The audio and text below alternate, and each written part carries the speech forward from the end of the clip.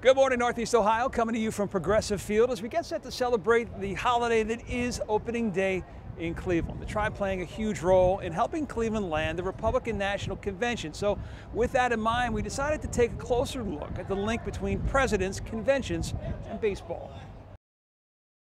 It was Ohio Republican William Howard Taft who more than a century ago became the first president to throw out a first pitch at a Major League Baseball game, a tradition followed by just about every president since, including Bill Clinton, who opened Jacobs Field in 1994. The last time the Indians and the RNC shared the Cleveland stage, though, was 1936, and the name that would leave the permanent impression on Cleveland that summer was not the 49-year-old nominee Alf Landon of Kansas, but rather a 17-year-old from Iowa.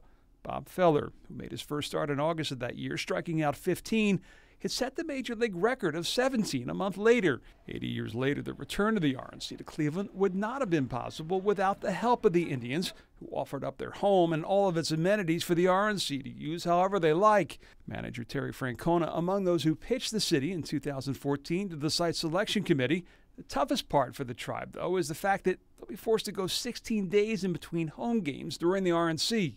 It just so happens that the All-Star break is part of that 2 weeks, and then we open the second half of the season on the road. So that gives us that 2-week window where we'll be gone and all the fun will be happening next door. The price worth it if the recent trend of host cities and baseball holds true. The last 3 Republican conventions were all held in American League cities, whose teams combined for an average record of 93 and 69, playoff territory. Well, most of those who came to Cleveland for that 1936 convention did so by train. This time around, many of them, of course, are going to be flying in. With just 106 days to go to the start of the convention, Cleveland Hopkins is moving full speed ahead on their airport renovations. Anyone who's traveled in the past year all too familiar with the headaches that will only continue this week with the shutting down of one of the 3 TSA checkpoints. It'll be shut down Tuesday and be closed for up to 2 months. The $24 million overhaul will be done in time for the RNC.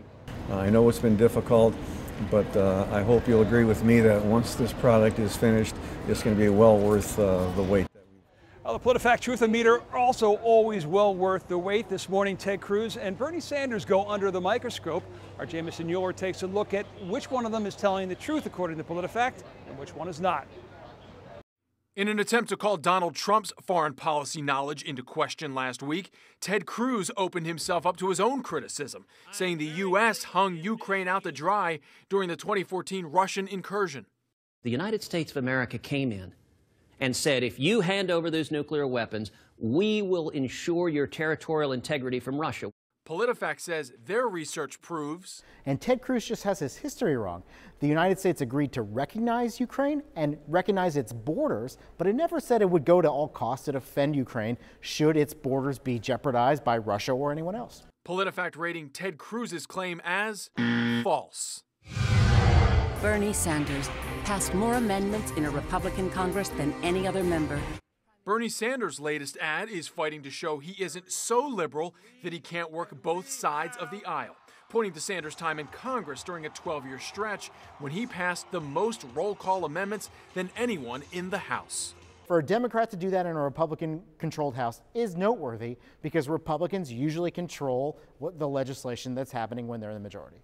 PolitiFact rating Sanders' claim as true. PolitiFact says, in comparison, Hillary Clinton passed 0 roll call amendments during her tenure as a senator from New York from 2001 to 2009. I'm Jamison Mueller. We'll see you back here next week for another PolitiFact Fact Check.